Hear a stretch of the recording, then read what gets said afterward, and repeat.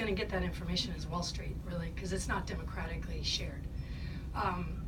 You probably also know that CQ used to produce all kinds of things that was owned by Congress itself. This was House Action Reports. It was taxpayer-funded public information for people in the first branch of government. I'm wondering, what do you think is going to happen with this further privatization of the information management system, sort of in the DNA of Congress? I would also encourage you, when you talk about local fact-checking, to not only mention governors and legislatures, but districts. Because what members are doing is becoming trusted broadcasters themselves off of their congressional websites. So I suppose I'm the designated CQ commenter here, which makes me in the hot seat. So I'll start with your question about sort of the why of the fiscal note deal. I mean, it makes sense that the technology platforms that CQ needed to be updated, and sort of the most expedient way to do that was to merge. And you know, I know this from having run the technology platforms there for a few years, that it was a major lift to try to figure that out. But I do think the Economist Group, which owns CQ and Roll Call, is trying to do the right thing here. They're going to own 20% of Fiscal Note, which means that they're going to try to continue to push a company like Fiscal Note in the right direction.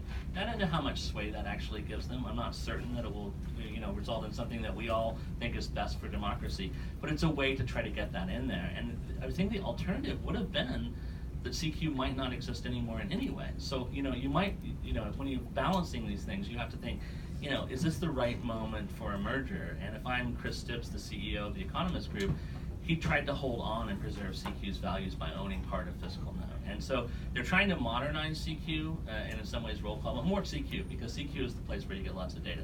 To your question about who's willing to pay for information, you're right. I mean, 100%. That is the Wall Street firms and advocacy firms that have a lot of money and want to weaponize, to Brian's point, the facts that are out there.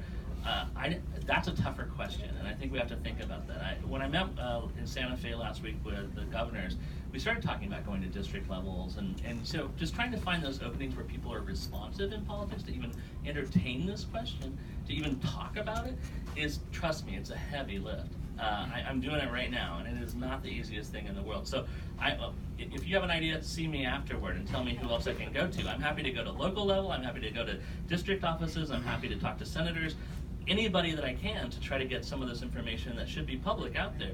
And we've had a quest for a few years in the business to try to de-PDF the government. All the information comes out in these PDFs, which just makes it hidden from machines, makes it very difficult to go in and just scrape that information in a way that makes it able to get out sooner. So we're working on it, but it is a heavy lift. Anybody else want to say anything? Okay, well, Jay Ford.